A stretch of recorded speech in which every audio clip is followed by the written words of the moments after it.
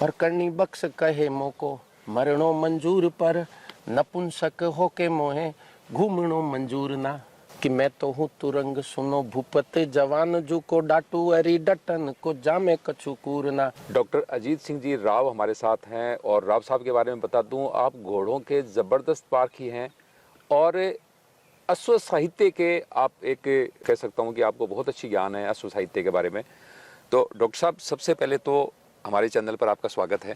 Thank you. अभी कल आप यहाँ पे उद्घोषणा कर रहे थे, तो आपने एक अश्व को, जैसे अश्व को जो बंध्याकरण किया किसी अश्व को जी, तो उसके भावों को प्रकट करने वाला आपने एक दोहा बोला था। जी जी। तो सबसे पहले तो आप हमारे श्रोताओं को वो दोहा सुनाइए। तो ऐसा हुआ कि वहाँ एक ठिकाना है कोठारिया, चौहान सिरदारों का ठिकाना है। हाँ हाँ। वहाँ पर राव साहब विराजते थे जवान सिंह साहब, और उनके एक अजीज आत्मीय एक पड़ोसी एक गांव है सूरजपुरा, वहाँ पर एक हमारे रिश्तेदार है हरलाल जी बाबा साहब। वो जवान सिंह साहब के राव साहब के बहुत क्लोज मित्र थे और एक साहित्य अनुरागी होने से उनका साथ साथ उठना बैठना रहता था। उनको एक घोड़ा कोई गिफ्ट किया गया जिस घोड़े का नाम था करनी बख्श। तो ऐसा सुना कि चारण सिरदारों के द्वारा वो घोड़ा राव साहब को नजर किया गया था। अच्छा अच्छा। कोई पसंद होगा या और कोई कारण रहा होगा, तो राव साहब ने उस पर खूब दम लगाया कि इस घोड़े को ऐसे तैयार करना है। वो घोड़ा काबू में नहीं आ रहा था। तो उस समय एक, जैसे आज के बड़े बड़े ट्रेनर होते हैं, जैसे पेशी श्रॉफ हो गया या और कई नाम है, तो ये लोग वैसे उस समय एक बाबू खां करके बहुत फेमस चाबुक सवार था। उस समय ट्रेनर के एक उपाधि थी चाबुक सवार। चाबुक सवार। और चाबुक भी स्टेट से इनायत होता था। अच्छा अच्छा अच्छा। एक उसका वो कायदा था उसका जी। और बिना उसके वो चाबुक लेके कहीं घूम नहीं सकता था। तो बाबू खान को बुलाया गया कि बाबू खान, ये घोड़ा है करनी बख्श, इसको तैयार करना है। राव साहब बहुत शौकीन थे घोड़ों के। तो थक हार करके जब बाबू खान ने देखा कि ये घोड़ा कंट्रोल में नहीं आ रहा है, मतलब बाबू खान के वो घोड़ा कंट्रोल में नहीं आया, मतलब कि वो किसी के कंट्रोल में नहीं आया। और वो घोड़ा वहां से, जब बाबू खान ने कहा कि अगर इसको हुजूर तैयार करना है तो एक ही चीज है कि इस घोड़े को बदिया किया जाए, कस्सी कर देते हैं, जिसको अपन अंग्रेजी में आजकल गेल्डिंग कहते हैं। और वैसे गेल्डिंग का सीधा कनेक्शन ये है कि हार्मोनल जो कनेक्शन है ब्रेन से वो कम हो जाता है। तो हार्मोन जब कम हो जाएंगे तो वो घोड़ा जो उत्पाद करेगा वो कम करेगा। जैसे आप फौज में, पुलिस में, प्रेसिडेंट बॉडीगार्ड, जहाँ भी ये घोड़े काम में लिए जाते हैं, ये सब बदिया होते हैं, गेल्डिंग कस्सी बोलते हैं जिनको। तो उस घोड़े को कस्सी कर दिया गया और वो घोड़ा जैसे ही कस्सी किया उसको, तो राव साहब के दिमाग में ये था कि चलो कस्सी करने के बाद ये घोड़ा काबू में आएगा और अपन इस पे सवारी करेंगे। लेकिन हुआ उल्टा। कस्सी किया उस घोड़े को और कस्सी करते ही उस घोड़े ने छटपटा करके वहां पे और गिर गया और उसने प्राण त्याग दिए। तो जब प्राण त्याग दिए और जब उसने प्राण त्यागे तो वो घोड़ा जिस तरफ राव साहब खड़े थे उस तरफ यूं आंखें करके और यूं देखते देखते निहारते निहारते और गिर गया, छूट गया। और जब छूट गया तो हरलाल जी बाबा साहब वहां पर थे। राव साहब खूब व्यथित हुए और राव साहब ये पछतावा करने लगे कि मैंने कैसा कर दिया और ऐसा घोड़ा मेरे, अब मैं ऐसा घोड़ा कहाँ से लाऊं। हाँ, इससे बढ़िया तो ये ट्रेंड नहीं होता और खड़ा रहता और इसके कम से कम इसके बच्चे आते। हाँ हाँ हाँ। तो ऐसी स्थिति में हरलाल जी बाबा साहब ने उनको उस घोड़े की क्या मनोभावना थी, हाँ, वो वहां पे मरते वक्त जो उसने उसकी जो मन में जो भाव सोचे होंगे, तो उस समय उन्होंने उस भावों को व्यक्त किया तब। और एक तरफ जवान सिंह साहब दुखी मुद्रा में, एक तरफ घोड़ा पड़ा हुआ छूट गया।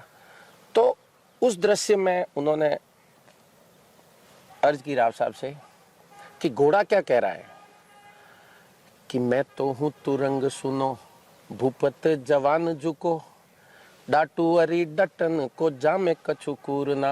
कि हे जवान सिंह जी, मैं तो एक घोड़ा हूं और मैं जवान सिंह जी से ये अनुरोध कर रहा हूं, आप मेरा निवेदन जरूर सुनना कि मैं किसी भी बाधा को, किसी भी विघ्न को और किसी भी मुसीबत को पार करने में सक्षम हूं।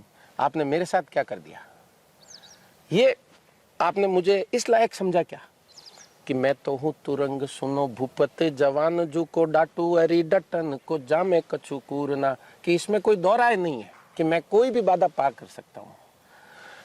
मैं तो हूँ तुरंग सुनो भूपत जवान जू को डाटू अरी डटन को जामे कछु कूरना, कमर कसेलो वीर पीठ पे पधार देखो, किला कूद जाऊं कोटि दिल्ली घर दूर ना, कि अगर कोई मर्द कमरबंद बांध करके और मेरे ऊपर सवारी करे और मुझे बोलो आप किस आग में कूदना है और कहाँ दिल्ली तक पहुंचना है, कि फिर मनसा वे कहूँ तो, अगर फिर भी आपका मन नहीं भरे तो फिर मनसा वे कहूँ तो आग में धकेल देखो, ए तो न करूँ तो मैं कहाऊँ कभी सूर ना, अगर मैं ये नहीं करूँगा तो आप मुझे एक सूरमा अश्व मत कहना।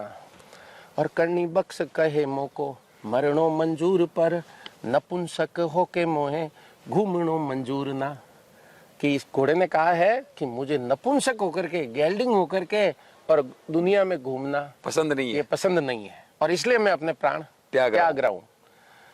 उस दिन से राव साहब जवान सिंह शाह ने अपने हाथ से सभी ठिकानों में पत्र लिखे कि हमें किसी भी स्थिति में किसी घोड़े को बदिया नहीं करना है।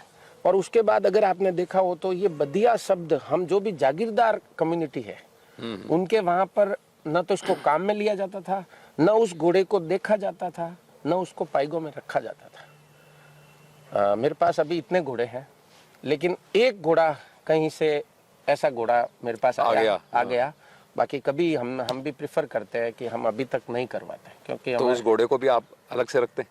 नहीं, वो एक दूसरी जगह ही रहता है। अच्छा, दूसरी पाइगों में नहीं आता। पाइगों में नहीं रखते आप। होगा। तो ये मतलब घोड़ों के जो मनोभाव थे वो उन्होंने कवि ने व्यक्त किए होगा कि घोड़े को मतलब रहना है तो मर्द होके ही रहना है, बदिया होकर के नहीं रहना, मतलब नपुंसक होकर के नहीं रहना है। और ऐसा कहते हैं कि जो नर नाम है ना, उसमें आप देखें तो घोड़ा ही सबसे, जिसके स्तन का निशान नहीं होता है, बाकी सबके किसी भी जो नर है उसके निशान जरूर होते हैं, घोड़े के नहीं है। घोड़े के नहीं है। इसलिए कहा भी गया है कि नर नाम घोड़ा, तो जो नर है वास्तविक वो घोड़ा है। और इसीलिए उसके जो मनोभाव घोड़े के जो कवि ने व्यक्त किए जी, उसमें ये था कि भाई घोड़ा भी ये कहता है कि मेरे लायक कोई आदमी नहीं था जो मेरे ऊपर सवारी कर सके। और आपने ये कौन सा रास्ता अपनाया? आपने ये कौन सा रास्ता अपनाया? या तो आप में ये हिम्मत होती कि मेरे ऊपर सवारी करता कोई होगा।